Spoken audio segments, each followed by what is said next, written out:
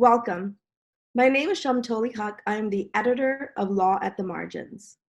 Law at the Margins is an innovative platform that seeks to uplift the voices of marginalized communities and seeks to bring forward the perspectives of those who are directly impacted by law and policy. Today, we're excited to host a conversation with editors and reporters of street newspapers who we've joined as part of our collaborative journalism series called Right to a Home. This conversation will be moderated by our executive editor, Eric Ortiz. Before I hand the moderation over to Eric, let me just share a little bit about the process and the way our conversation will go today. We'll hear from the reporters and the editors and Eric regarding our Right to a Home and collaborative journalism model. I will go behind the scenes and see you on our sidebar Twitter chat. I'll also see you on the chat on the Crowdcast platform. You can use hashtag Right to a Home and ask your questions there. We'll have a conversation and then we'll come back with a Q&A. So with that, I'm going to hand it over to to Eric Ortiz, who is the executive editor of the community-based newsroom. Thank you. Thanks, Shamtoli. I'm Eric Ortiz, executive editor of community-based newsroom. Really excited to be doing this webinar with all of the partners of our project, Right to a Home. This project had 4 partners: Street Spirit in Berkeley, Streetwise in Chicago, The Contributor in Nashville, and Street Sense in Washington, D.C. With our project, we did 2 stories per partner. We had one joint reporting story, which was a story with a community reporter who had lived experience as an unhoused person, and one professional journalist collaborating together to report on an issue related to homelessness. And we had one solo reporting story by a person in the community who had lived experience as an unhoused person. On this webinar today, we have Alistair Boone, the editor of Street Spirit, Eric Falcaro, the editor of Street Sense, and Reggie Black, a community reporter with Street Sense. And joining us later will be Suzanne Haney, the editor of Streetwise. To get started, I wanted to get everyone's thoughts on the project and what they learned from the project, anything related to journalism, solutions journalism, collaboration. Let's start with Alistair. What do you think? Hi, all. I think this project was a really beautiful continuation of the work that a lot of street newspapers are doing all over the country. It was great to work in collaboration just so that our project had a national scope and that readers could kind of take away a piece of some of the issues that are coming up in different cities around the U.S. In Oakland as well as Nashville and D.C. and Chicago. Some of those were quite similar, while others were pretty different. I think as far as the solutions go, that isn't necessarily an angle that all Street Spirit stories use, but it was one that I really enjoyed working with because I felt that, it kind of empowered the writers who were working on our stories to view kind of some of what's happening in the homeless community in the Bay Area through solutions lens, which I think ended up feeling empowering, that the solutions could come from the community and didn't necessarily have to be coming from the government or kind of from the top down. So those were some of my favorite things about this project and my own greatest takeaways. Bring on Eric, some additional thoughts as an editor working on this specific Right to Home project. What was perhaps different or similar to the work that you've been doing? Something we've strived for in the past. I had gone to organized solutions journalism training here in DC and been in touch with the network on some feedback on stories in the past, but I'd never gotten the chance to work with another editor and work through, getting solutions up in the very top of the story and working backwards from there to interrogate whatever model you're looking at. So it was very helpful, a really good learning experience for me, just being able to step through that with Eric Ortiz on your staff. And it was, as I said earlier, just a really good opportunity to be able to learn how to work with two co-writers at different points of view and experience levels to come out with a strong story in the end too. How long did you spend on my seats? You were right there with me. For us, it was surprisingly challenging to consistently meet long-term deadlines and be working with people who weren't right here together in the same city, in the same office. I work on stories for Street Spirit that are developing over a period of months, but I think as the editor, I'm able to kind of have flexibility. A lot of those stories don't necessarily have like hard published dates. And so in this case, when we had to meet certain deadlines, I think that was just harder than I expected. And I think part of that was just coordinating between these writers who were focusing on hyperlocal issues, and also in the cases of both of our Unhoused writers dealing with some serious Your article like survival needs. and While they some were policy working on suggestions that their you made. stories, it was challenging to do things like coordinate conference calls and have communication over email. All of those things we managed in the end, and I think the stories we produced were much stronger for working with editors like Eric and Chumtoli, who were far away. But I think as far as takeaways for me, just as much lead time as possible, creating a buffer because you're not going to always meet your first deadline. And that's something we were conscious of with this project from the start, but I just think as much lead time as you can have will make your project more successful. And also, I think on my part as the local editor, I could have done more prep work with the writers I was working with regarding kind of just setting expectations for what the process would be like. Also, just in my own planning process, I think I could have set up a plan from the start to be working with editors in different places. As the editor, I typically work on stories alone, and so I just didn't really change my own mental framework for how these stories were going to work. And it was amazing to have support from other editors. And I think just kind of thinking that through differently next time would be really helpful for me if I were to embark on another project like this with other people. So we have Eric back, but in fairness to Alistair, I think you're being hard on yourself. You are the sole editor of most of these newspapers are severely under-resourced, and I hope that those who are listening in, fund and support. Some of this are structural issues, and I was wondering if you and then also Eric and Reggie in DC can talk about the challenges of working with the population that also doesn't have access to the basic tools of journalism, getting access to the computer, getting access, who are insecure in their housing. This is true for our series in other areas as well. We want to lift up marginalized voices. And there are just some realities that no matter how much we plan, it's just going to be difficult. And so if you can speak to kind of more the structural and systemic challenges as an editor, and what we might do differently in our journalist practice.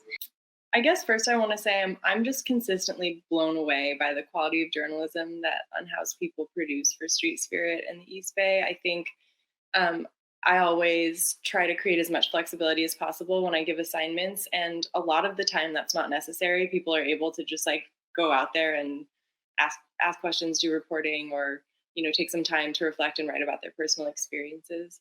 That being said, there are definitely roadblocks, and just things that a house journalist might not have to think about. A lot of the times, day to day, like I said, day to day survival needs just are a priority, and so there are situations when somebody might have a plan to go out and report on a story, and that day they have to focus on like renewing their SSI, for example. So those are things that are hard to plan for. And as the editor, I always just try to kind of build in as much flexibility into my own conception of what the story is going to be as possible. So instead of having like a super hard and inflexible vision for what the story has to look like, how long it's going to be, how many sources somebody might have. I try to give assignments more loosely and kind of based on a theme that I'm thinking of, or that I've kind of collaborated with a writer to think about. I think, for me, for some street spirit writers, it's a really big deal that in my office I have a computer that people can come in and use to write their stories, so that they don't have to write them on these like tiny government phone touch screens. But I also try to be flexible as far as the ways that I accept assignments. I do also accept handwritten assignments that I'm willing to go and pick up from folks. And so I just think that revisualizing the whole process of what it means to assign somebody a story, and to provide support to that person as far as helping think through what interview questions might be. Maybe if somebody's a first-time reporter, going with that person so that they feel supported through their first interview. Like I had a houseless writer interview the mayor of Berkeley a few months ago, and that was the first time he had interviewed anybody. He just like reached out to the mayor's office and asked for an interview, and he got one, which was amazing because I had never been able to get the mayor's office to respond to me. And he asked me to go with him for that interview, which isn't something that I had done before with any of the house writers that I work with. But it was great. I just went, I sat there, I didn't say anything, but just I think being there was useful. So I don't know, just stuff like that. I think there are hard structural things we can think about, like providing access to a computer and providing access to a camera or other equipment. But mainly for me, access just means flexibility with the whole process of assigning a story, to seeing it through and editing it, making sure that edits are, written in an accessible and understandable way. Things like that. Bringing in Eric and Reggie to this conversation. Yeah. So one of the things that we do well here in DC is that we kind of like have a centrally located office with access to different forms of technology. Before I even did the solutions journalism thing, when I first came here in 2008, the editors here actually helped me to start creating news stories then. So if you are kind of like a news street paper, or you're engaging newly unhoused journalists, I think going out for their first story is a great suggestion on how to be able to help them build that. And then from there, giving them some of the technical skills to be able to continue to write news stories. And that was one of the joys of coming here overall. One thing we kind of do differently here, we don't really assign stories, we just pick them. And so for the solutions journalism piece that I wrote, I just picked a particular subject, and then we applied the model to morph and create the story. We wanted to broadly just tell a story about people living in encampments. And then once we reviewed the toolkit and the model, it changed somewhat, but it didn't change the aesthetics of the content. We knew that we wanted to tell the story with those communities. And I think the challenges there is that you have to be able to have ways to centralize technology that is accessible for people of various educational levels. And that is one essential piece that I think needs to be added to those stories. Even if you're not doing solutions journalism, if you're just doing stories from unhoused residents and trying to get their perspective, it's good to encourage them all the time. And Eric's telling me all the time to write opinion-based stories, but I'm just so, bent on journalism that I choose to do more journalistic stories as opposed to opinions. But what you want to do is emphasize that writer's strength, and you want to be able to get them in touch with technology that they can easily digest. And it is always, a big help to be able to bring them in and have different ways to centralize your technical apparatuses to be able to help them produce and turn around stories.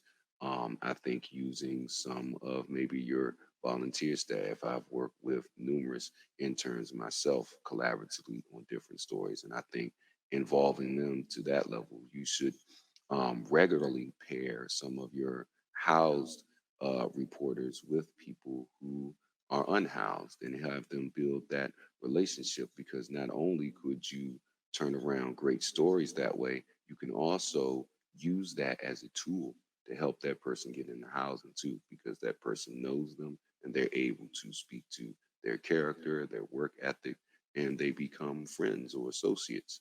So you're able to strengthen those connections and use that to ease the burden, per se.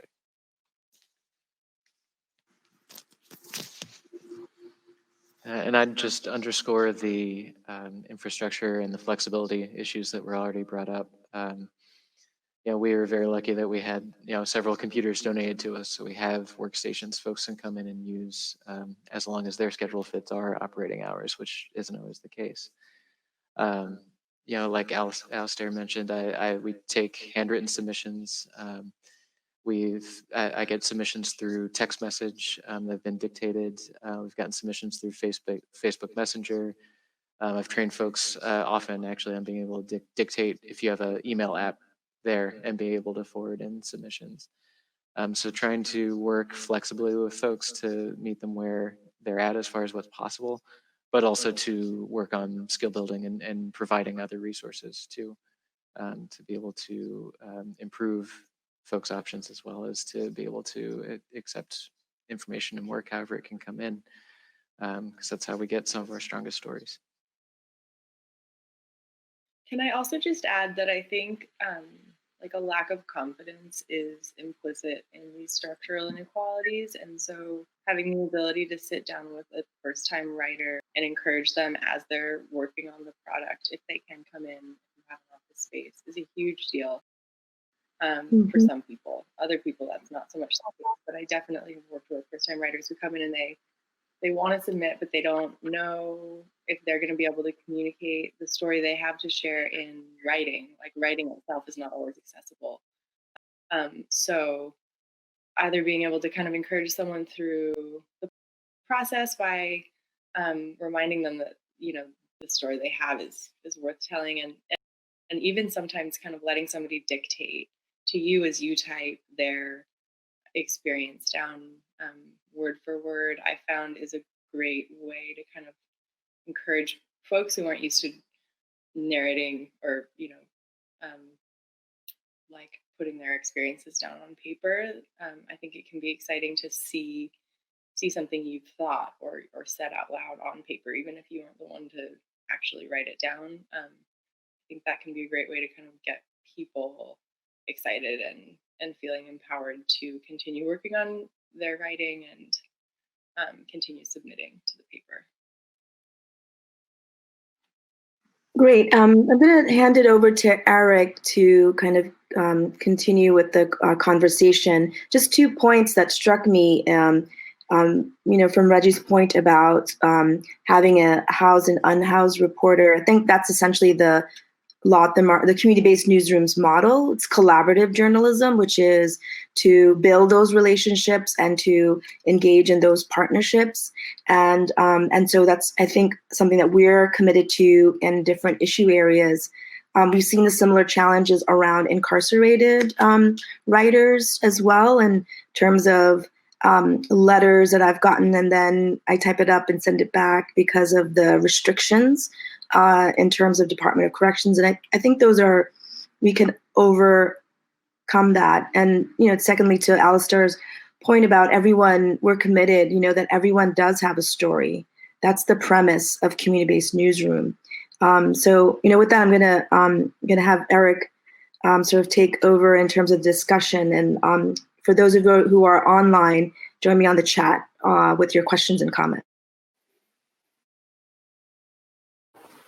You guys do great work, and you've been doing it for a long time. What would you say to others who are interested in doing this kind of work? What suggestions would you give to them if they wanted to start a community newsroom? What lessons have you learned? To people who maybe have stories that they want to tell, but they're not sure how they could tell them, where do you think they could start, or how? Alistair, you want to start? Yeah.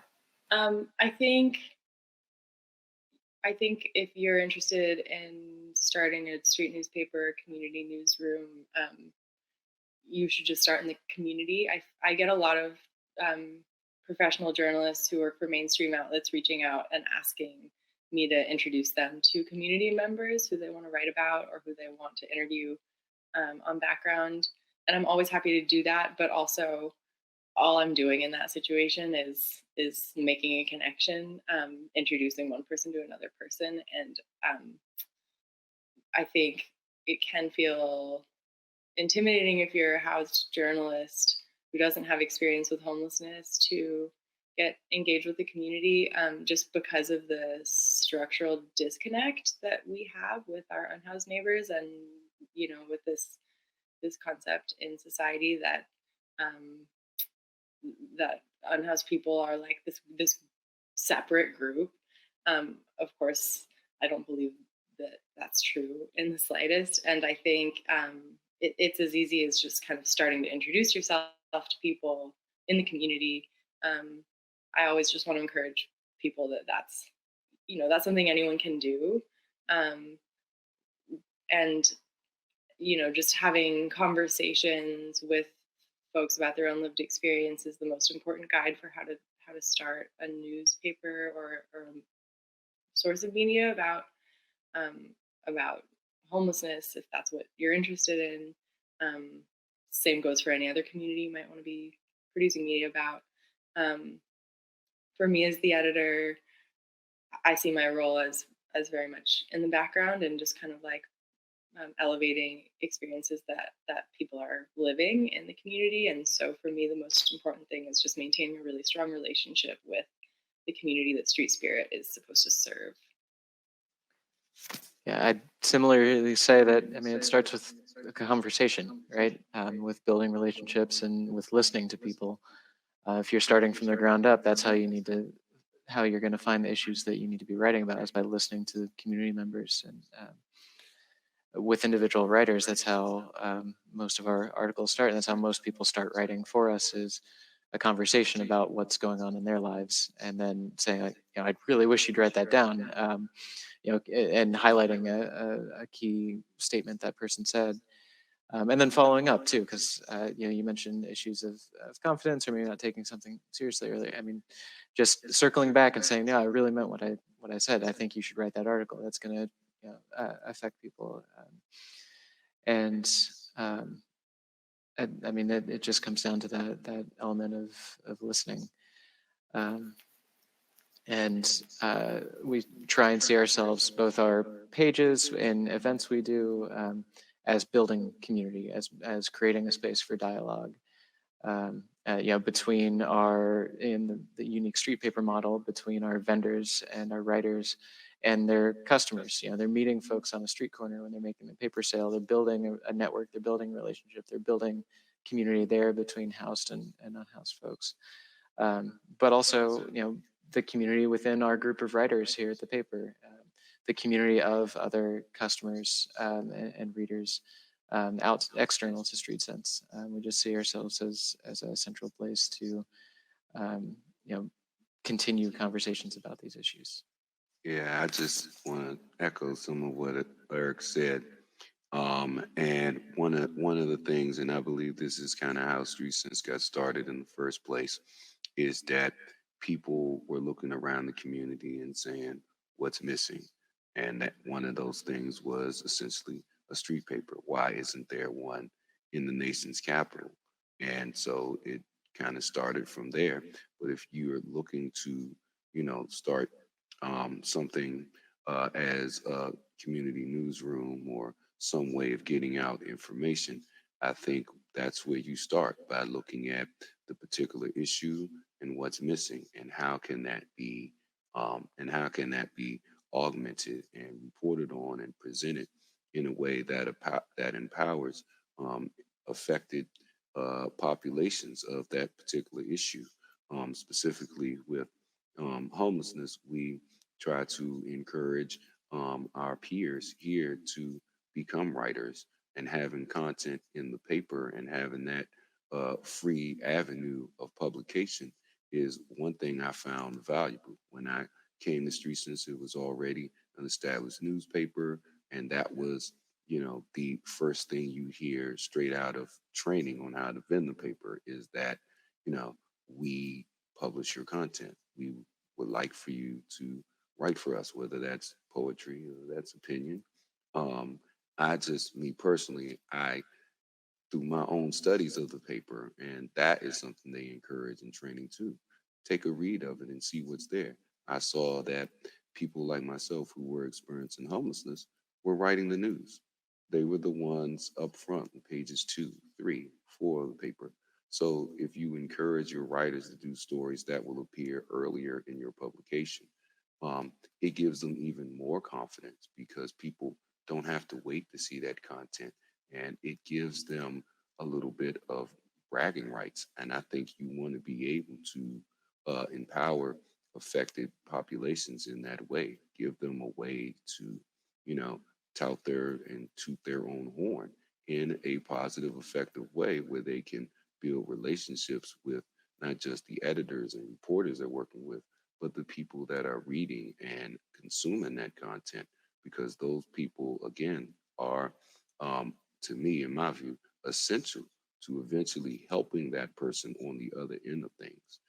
So if you do want to start something that is community-based information distribution, whether that's a newspaper, whether that's a newsletter, or just web content that you want to try to produce, you want to take those affected people and put them up front and have that be your front line of communication, and allow them to tell their story their way. That's the best way to empower them and get them involved. And as always, encouragement is a big tool.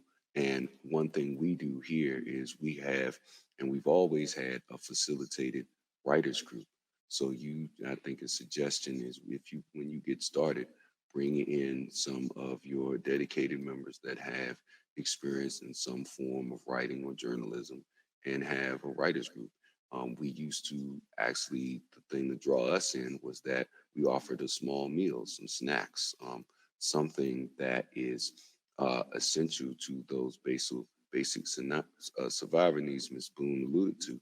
If you're able to solve maybe one or two of those issues, it helps you draw people in, because they know you're also giving some sort of service at least one day out of the week. And that gets you in touch with people's perspective that you can encourage to put on paper or type up or email in, and you can publish that and distribute it.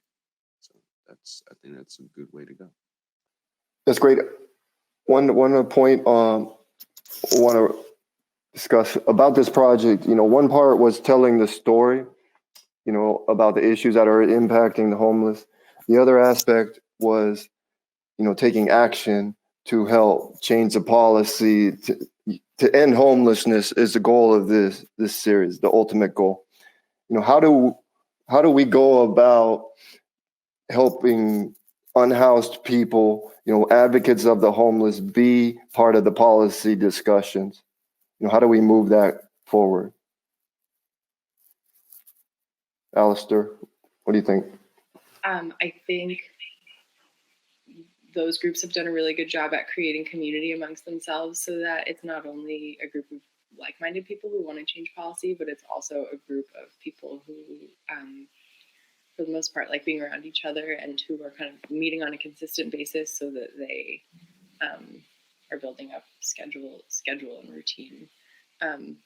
But I think, as media, the role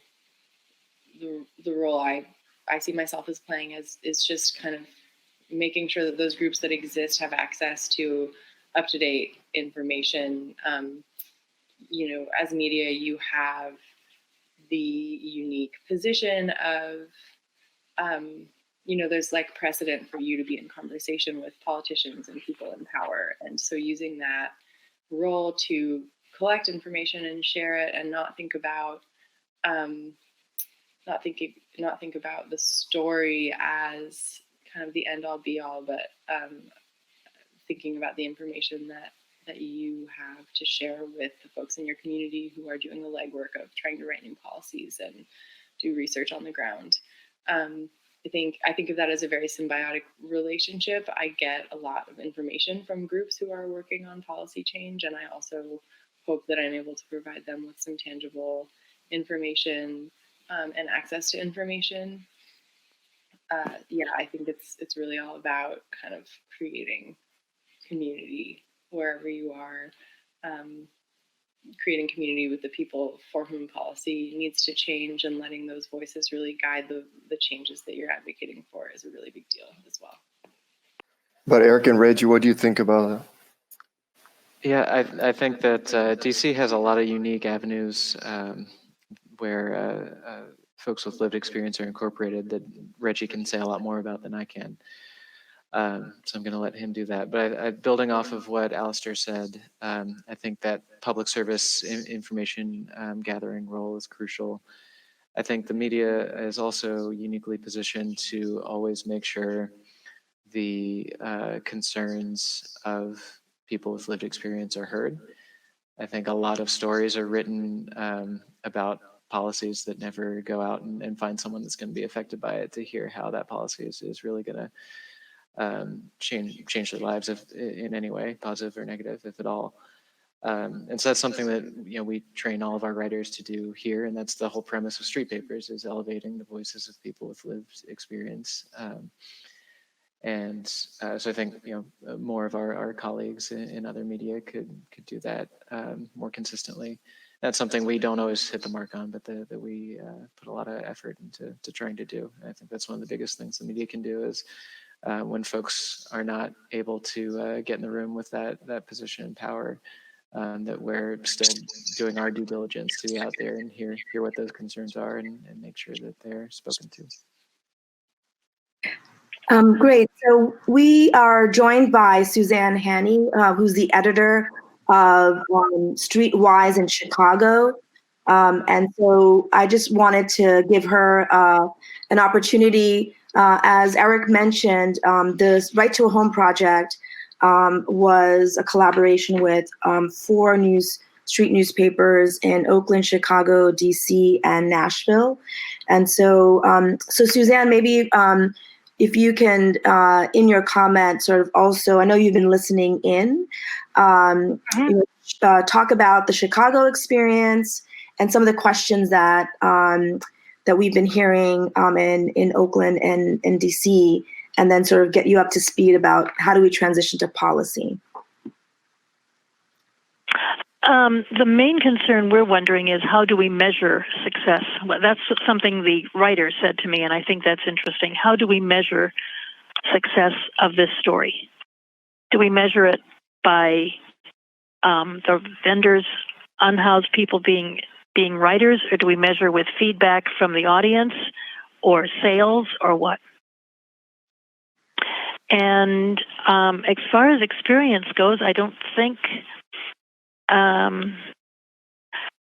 think we were able to go a little deeper with more groups on the food story, which was interesting. And the vendor was able to do interesting things with the veteran story, but it was basically a chance to just do some different reporting for us.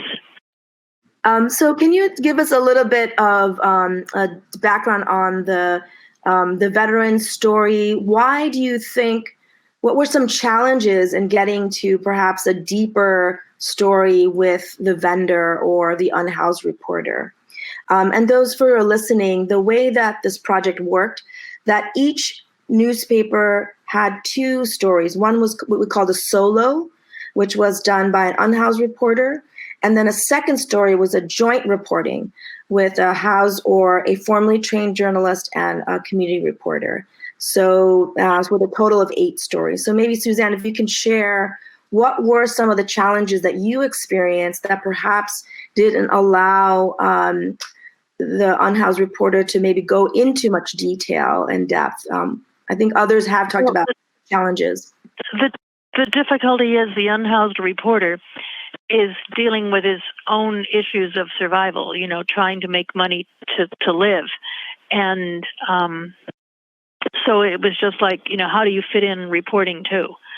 So what was lucky is we did the story with him on food insecurity. And so we flat out made that part of his reporting, just here's the printout of food pantries and soup kitchens and where they are, and these look like the ones that you could go to on certain days, and so pick them out, and then we'll talk about them specifically, talk about the fact that there is a major list done by the Greater Chicago Food Depository, puts out a list of places that makes it easier to figure out where to go, and you'll write about the specific ones, but we made it part of his reporting. Otherwise, it just would have been so much more. So he took notes on that, and I wrote them up with him. The veteran story was a little more difficult. We went to that separately and then together. He taped it and then was trying to write it himself, and it was just like I wound up writing it with him. I mean, we started saying, well, where are we on this? And then I had done some other work on it, so we merged it. And we're probably going to use it in our print publication for Memorial Day, but we might even wait till Veterans Day and update it. I don't know. It was good because he wound up being able to just tape with the people, and so he got some good comments with them, and they, responded to him personally, so that was good. Great. I mean, I think as a sort of reader of the story, I thought it was in depth in terms of the interviews. What are some things that you might have done differently as an editor? I know Alistair has shared, Eric and Reggie has shared sort of like reflection on how to make the process accessible from an editorial standpoint. One thing you mentioned was, assisting with the writing, and that had come up earlier, dictating it, typing it up for the community reporter. Are there other things that you sort of looking back could be changed to allow greater participation of the unhoused reporter? Well, he had never written before, so this was very difficult. And I don't know what I would do differently with that. I'm just that part. There's just no changing. That's how it was. But the idea of the project has inspired me because other vendors have said, well, I would like to write. And so I have said, if they get into the writers group, I'm looking to see some seriousness. And I'm looking at our editorial calendar for how we can schedule things that would be their story, like the day in the life of the vendor story. Is that one that they could do? On the other hand, there is making sure that I actually do get a story from them and they don't just game the system, that it's not just a fake story. I mean, I'd have to see notes and everything that they interviewed with a vendor because the survival thing is so difficult here. I mean, Chicago is just so expensive that it's just that's the predominant need. Great. So I'm going to, do you want to make a last comment about how do we transition the stories to policy? One of the goals of this series is, well, there's 3 parts of it. One was the series, the writing.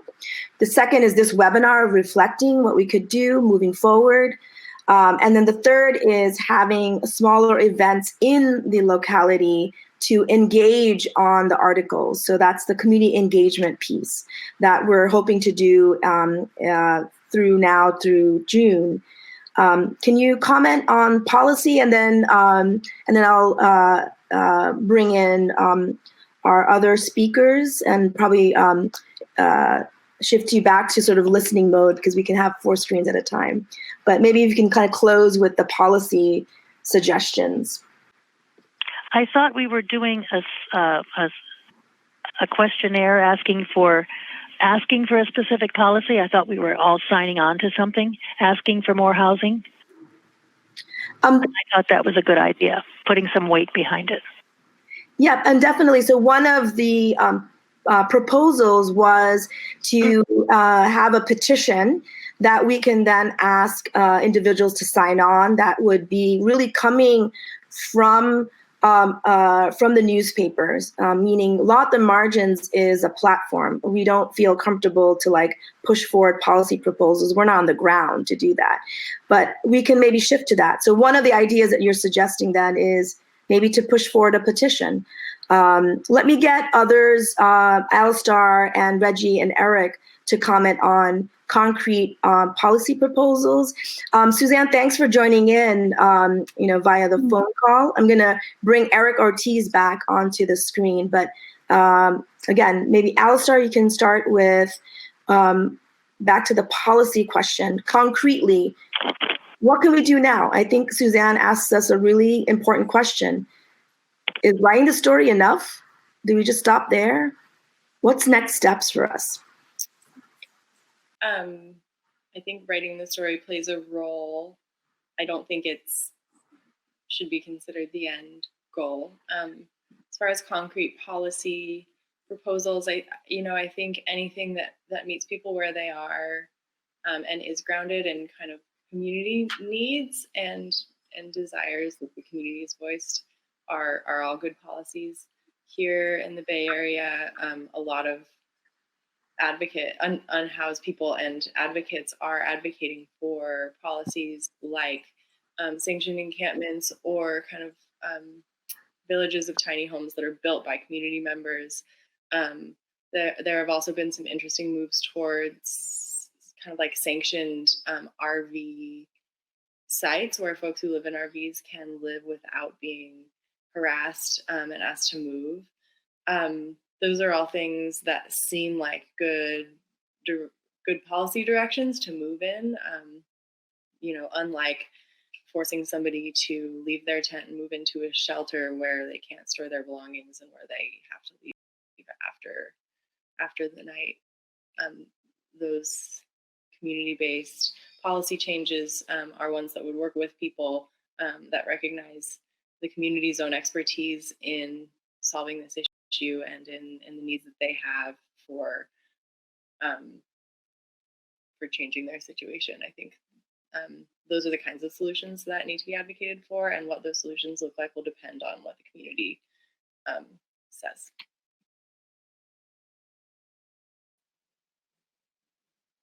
So maybe we can get Eric and Reggie to comment on policy, and then I'm going to ask Eric Ortiz to maybe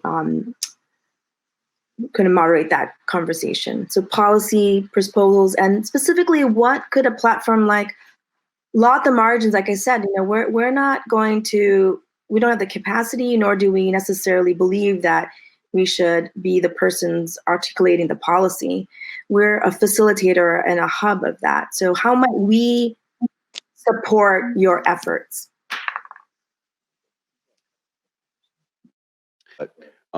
As far as the journalism piece goes, I think you want to be encouraging your writers and some of your unhoused writers and some of your staff writers to start creating stories that are based on policies that may exist or policies that may be some that are helpful, and also look at some that may be detrimental. And then as far as like a broader policy the papers can, adopt, I think that homeless people have been saying it for years. And that is housing is a human right. And we need to be able to advance that platform and all of the pieces of the puzzle. We in the District of Columbia actually convene a conference every year of a large conglomerate of service providers and advocates. They come from everywhere, including the Bay Area. I actually had the opportunity to meet Mayor Libby Schaff, and she talked about those tents, and they talked about the whole tiny home thing. I forget what they call them now, but that conference happens here in the District of Columbia.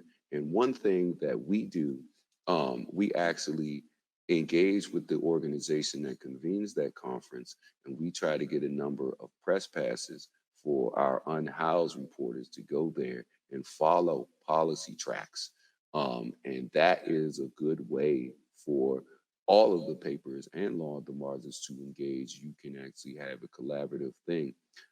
Actually, that conference then culminates into a whole day of advocacy for every state, for every representative in both the Senate and the House. So if you have unhoused writers there, they can follow those meetings and report on that particular national policy that is taking place, and then be able to come back to your community and relay those to other stories that people can engage in and consume. And I think that will give you different things at different times that you can uplift, other so than having to get on the ground and actually advocate for those policies, because a lot of the policies that are pushed for nationally come from us people that are advocates and that are unhoused, bringing that up. And that, I think that is the way that a media organization can further help and push that policy. And I think that, the petition or petitions, in my view, when I saw that, I thought of petitions, because each state and each city is different. And there are ways that we collaborate on broad policies. And then there are ways that we can be hyper local as well. So I don't think it should be one petition. I think if there is petitions, some of them should be national based. And then when we do the events, there could be a local petition that just talks about a local policy being implemented in said city or state. But I do suggest that people in different states and different street papers around the country actually try to engage with the National Alliance to End Homelessness and try to get and basically put your unhoused reporters on sort of like a beat for that conference. They actually do two of them. One in the beginning of the year focused on youth. Sometimes they go out to California and the Midwestern states with that first round, and then they come here every year to do their national advocacy and their Hill Day activities. And I especially emphasize the Hill Day activities because you can also get people, or maybe one or two of your unhoused writers, engaged in that advocacy process. And just if you're talking about that whole, day in the life of a vendor, you can actually augment and sort of pad that one by encouraging that unhoused writer to get engaged on the level of being a state captain. There are provisions with that organization for people with lived experience to help organize those Hill Day meetings, which could be 10, 12, or 15 meetings. The goal is to meet with every representative from said state, both House and Senate, to push a broad policy that we can agree on nationally, and then actually use that to translate into personal experiences on how those broad policies are going to affect the local local jurisdictions. So I think that is one way we can do that, and is kind of follow that and highlight that. The conference here happens every year, so it's a good way to get involved.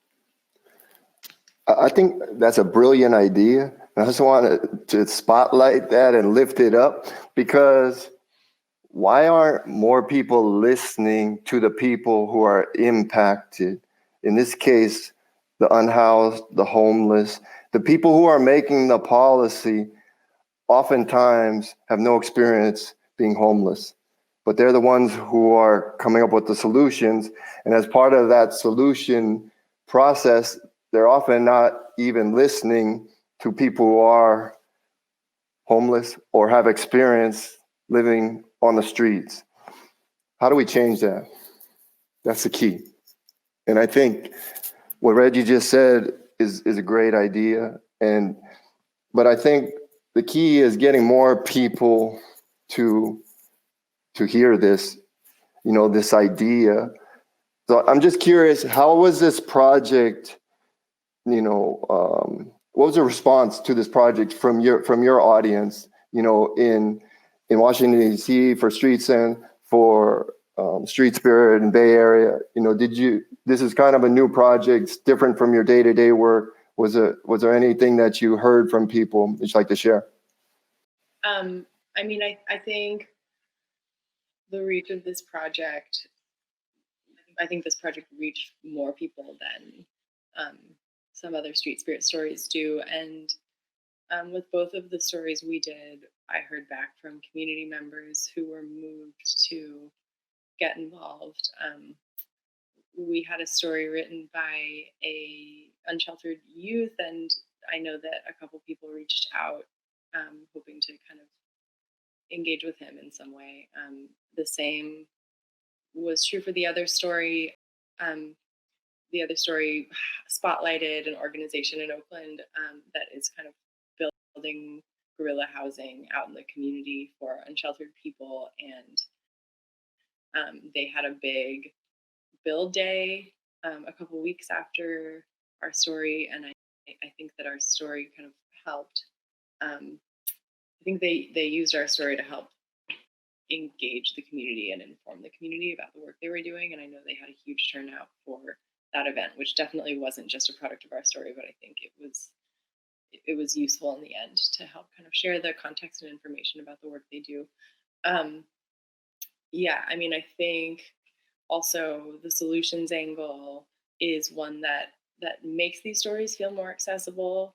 A lot of the news and Street Spirit, one of the roles of the paper is to document the injustices that are happening in the community, and that's vital, and we'll never stop doing that. But I think the solutions angle it's great to couple stories that use that model along with the other work that we do documenting injustices in the community, because it helps people feel like they can be involved in a solution.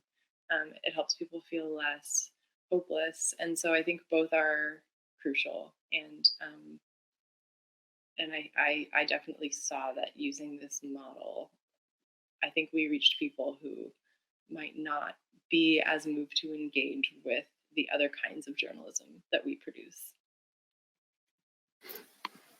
Thanks, Alistair. Eric and Reggie, what do you guys think?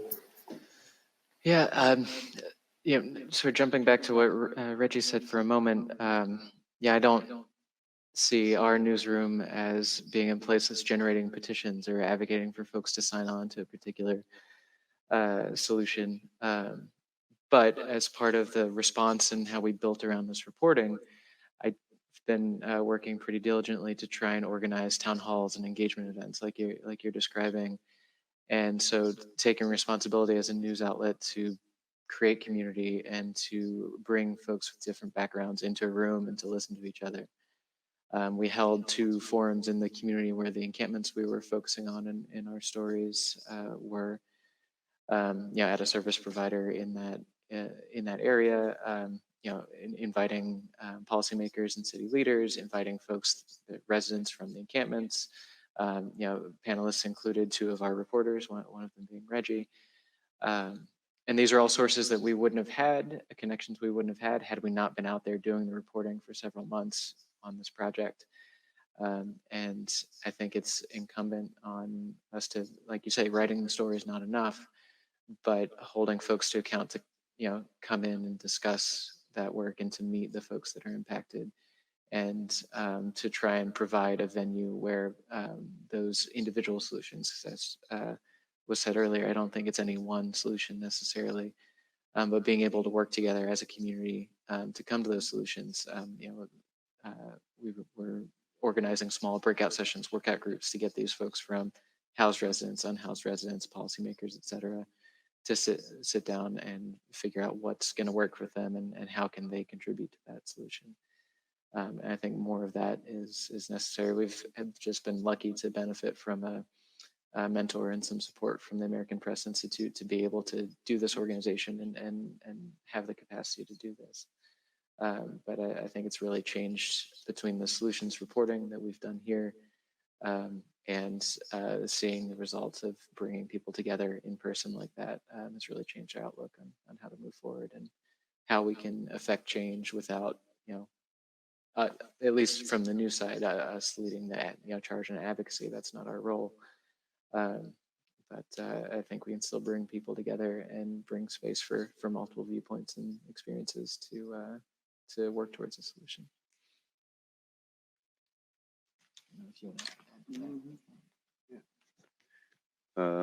Most definitely, that is, a great role for a media outlet. Me personally, I have been able to develop a skill where I can be as biased as an advocate, and I can be unbiased when I'm documenting what's going on. And I think that is one of the adjacent roles to the media outlets. And I mentioned that whole conference and the Hill Day activities because it would allow the media outlet to be in that unbiased role and just uplift the story of people who have something to say within those meetings. You can actually intentionally, as a street paper, maybe, let's say Street Spirit has someone that's a state captain and has that person followed by another unhoused reporter with the press pass following them through the track of the conference and then reporting on, the engagements in the meeting. It allows that for that. And I think being able to teach that skill, even though, you may have your views personally, there is a way to write a story that is better accurately reported. And as far as like the response here in DC, people were telling me, they really love that piece. And, I got a lot of feedback from some of my customers saying that was a really strong piece you wrote. And I'm very interested in, learning more about what is going on there with that particular piece. And it mentions the engagements that I'm personally having, but it doesn't mention me by name. I actually have to, through conversation, tell them, yeah, I'm engaged with that work too, but this is what's going on. And that's a way to better connect to people.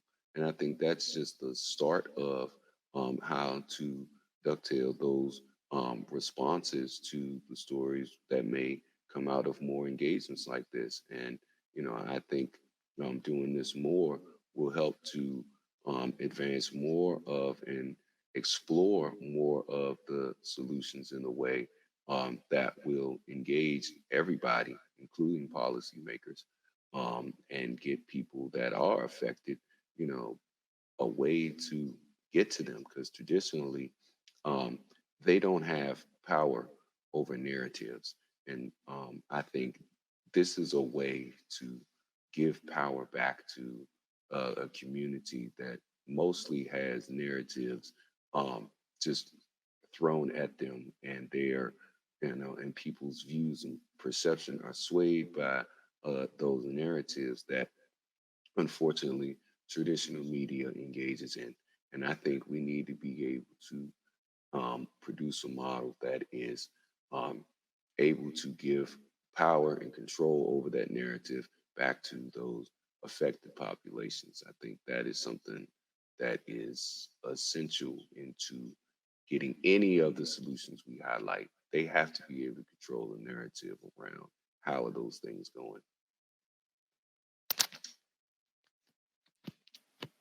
Do you think that that is changing? Have you noticed the change, not just with this project, but just, you know, in the work that you're doing generally? Have you noticed a response from people in position of power? How have they responded to your work specifically and to this project at all? In general, I'm noticing that, I mean, at least here in the Bay Area, the crisis of homelessness is completely impossible to ignore. And so it's definitely a topic that is getting more attention over time. Seeing it more in mainstream journalism, hearing it be discussed with frequency in city council meetings. It's definitely, I think it's like the topic on everybody's mind. I don't necessarily always see that being coupled with this idea that those who are affected should be part of the conversation. Unfortunately, that's just not the case all the time. I am seeing that in some spaces, but it's hard to know yet whether that's kind of becoming understood as a concept that everybody who's engaging with this subject should be practicing. But it's definitely something that those who are kind of on the ground and doing advocacy work are demanding at every level of their work. So I hope that as we continue to see this be discussed more often, that continues to kind of become part of those conversations. Yeah. Thank you. Eric, Reggie. Yeah, we're lucky here in DC. I think in the past several years we've been partnering with more and more local media organizations, doing more collaborative work, just sharing content and that sort of thing, but also in an annual event to focus reporting on homelessness. And over the years, the more we do it, the more I see folks making sure to include these voices as well. And I see deeper reporting and more enterprising stories on the subject. I think that one thing that's been helpful with this specific project is just being able to package some of these things together for an even stronger impact in our paper. For instance, when Reggie's story ran, we also had the story written by Street Spirit's solo reporter. And I can't remember the exact headline, but it was that this youth is going to end his homelessness and have his own home, right?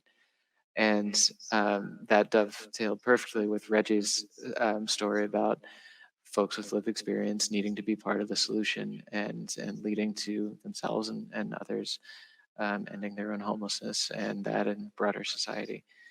So I think, and the sort of scattered landscape in how folks consume media and find stories, being able to show depth by packaging more and more of these stories together in a strategic way, I think is very helpful.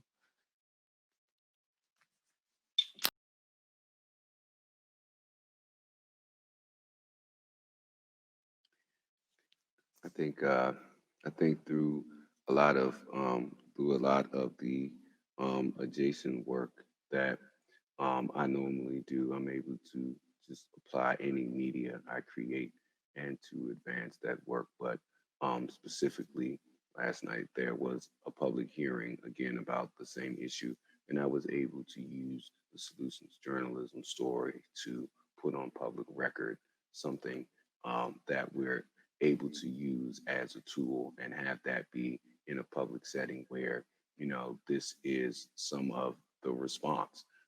This is how we reported on this issue. And even initially, while I was writing the story and just even interviewing a government official, that particular person was willing to be a part of this story. Just, that was very powerful to be able to have something that gives the story a little more life in terms of video and actual kind of like anchorized reporting. I think that's something that I think we should try to use with our websites. In tandem with those stories is we should try to find tech entities that are able to give us some sort of technical support or equipment to be able to produce different forms of that media opposed to just having more so of the written content. I think you need to be able to extend the life of these stories in a tangible way. And I think your response will be greater from different communities, whether that's policymakers or community members or people with lived experience. Everybody has a stake, and there is a way to highlight and continue the life of those stories. And in my work, we have gotten certain things that are directly tied to the stories that we wrote based on our engagements with the community and what they saw as ways to move forward. It wasn't perfect. We didn't get everything we asked for, but we do have some shifts in thinking. We do have some shifts in policy approaches, and we do have the ear of public officials that have other connections to elected officials. So it is a great way to connect with people on a different level and grab their attention. What do you think is the best next step to continue this momentum that we generated and started with this project? How do we keep it going? And along those lines, how can people support the work that you're doing? You know, I know funding is a big part of doing journalism, as we all know. You know, so how do you think we can, or how can people support the work that you're doing beyond how they already do? I think as far as continuing momentum, I really feel heartened by the engagement we were able to get with other news sources and media outlets. And I think continuing to position ourselves as street newspapers as experts in these subjects that have fluid relationships with local media partners and national media partners is exciting and is something that I'd like to continue doing. As far as support, other than funding, I think just like buying these newspapers, finding the street newspaper in your city. There are street newspapers all over the U.S. And reading it.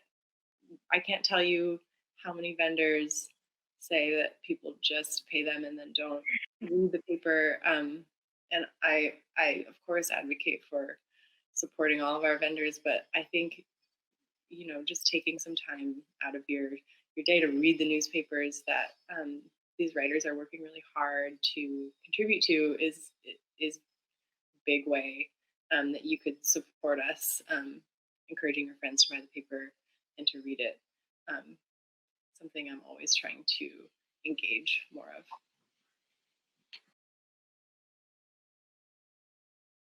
Great. I want to also invite Suzanne to make some closing remarks about next steps and where can we take the project, and then we'll hear from Eric and Reggie, and then we'll have a hard stop at 2. So we're getting close to that. It's always great to have a good conversation. So Suzanne. So I'm jumping back on some of the conversation about actual people, actual sources who experience this, being the writers. I think journalists do want that, but they can't get past the talking heads and the officials. So we presented that. The problem is getting people to find it.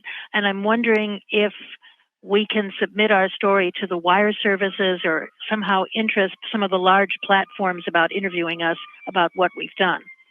And also, we have a former board member who's a congressman and is very active in this. And I know Maxine Waters had a homeless bill, and I don't think they've ever gotten input from street papers. And I'm wondering if we can't make more partnerships.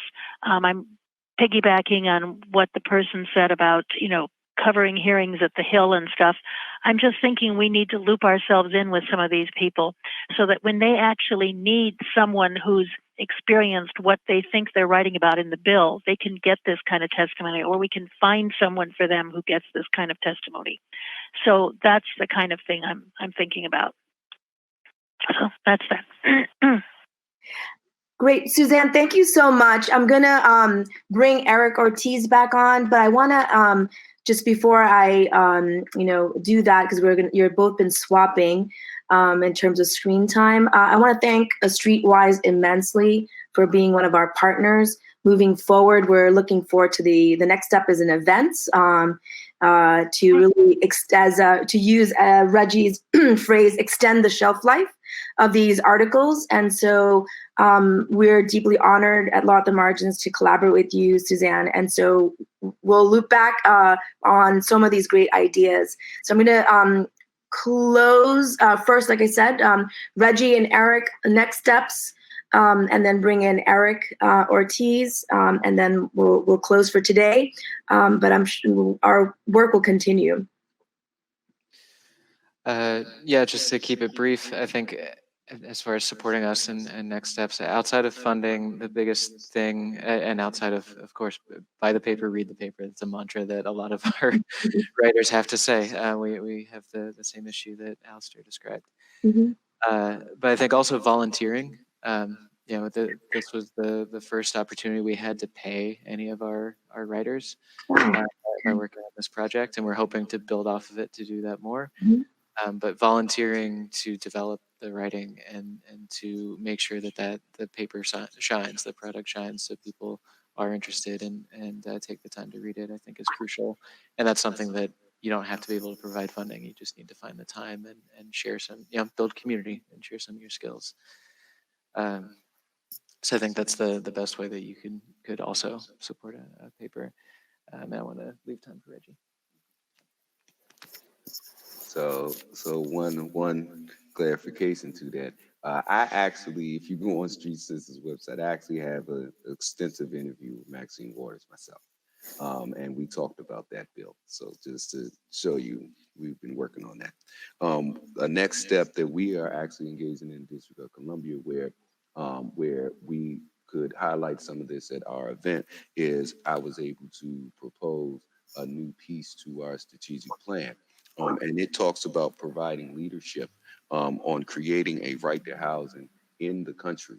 And we actually have concrete action steps and information that we're going to be putting out there through our local space to try to get people tied on to that. And I think that is just another piece of that petition thing that we could do. And we can talk about how, we should be following the District of Columbia because it is the nation's capital. It puts out more money per capita than every other jurisdiction in the nation on housing, but it's not an entitlement to people. And we are now trying to lead that whole conversation. And another thing, we have to get more emergency services in jurisdictions. I know Chicago doesn't have the right to shelter, and people die from hypothermia every year. We've had that in law since the 1980s. So I think there are some very concrete things we can push, broadly. And then there are other local initiatives in different places where we can use those events to talk about that as well. So I encourage you to stay tuned to, some of the stuff that we're doing here in DC, and we're happy, and myself, I'm happy to give any state or city or county or whatever guidance on how to get to a better place.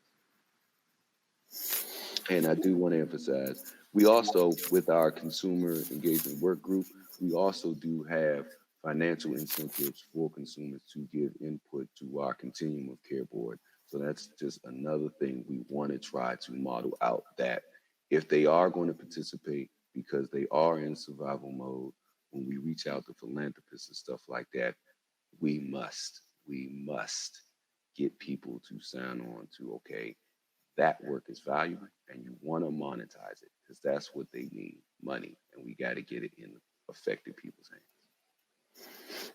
Thank you.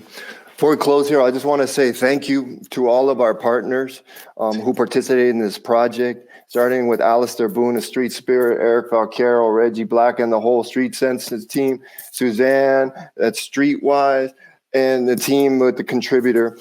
It was great to work with all of you, and working on a project like this, which is something new, takes a leap of faith sometimes, and you're leaping into something you haven't done before. You don't know what it is, how it's going to go, but I'm very grateful. We are grateful a lot at the Margins for participating in this project. I think it's a very important project, and I think it shows what can be done in solving big problems when you involve the communities who are most impacted.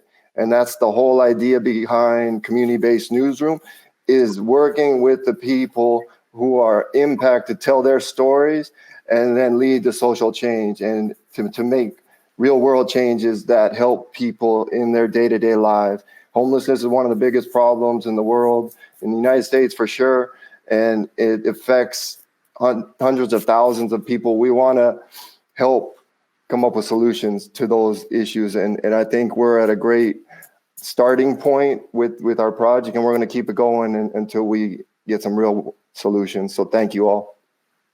Great. So I'm going to close out today's webinar. Again, I want to echo the thanks. I also want to give a huge shout out to Eric Ortiz. It's been just really a delight to work with a journalist, someone who's so committed to social justice. For those of you who may not know, my background is in law, and so this collaboration really is deeply committed to bringing the stories forward, but actually getting things done, but also listening to those who have been doing this work for the longest time. That's essentially Law at the Margins mission. We're just here to just lift up and to create the space, not to take up space. And so I want to just also let folks know who are listening is that we're committed to the writing. And so if there are any community reporters, we hope that Reggie becomes our homelessness beat on Law at the Margins. I think he agreed. And so for each of our editors, and we're committed to any money that we raise, which is very nominal, goes directly to our community reporters. And so we're committed to that. We ask our supporters to fund so that our community reporters can write, and do these stories. And finally, I want to give a shout out to Albert Garcia, who is our behind the scenes tech producer. We had a little bit of echoing in the beginning. That's just the technology, but he sorted it out. He's the magic maker. Stay tuned. Our work is not done, and I'm enormously grateful for this collaborations, and have a rest of a wonderful Friday and great weekend. Take care.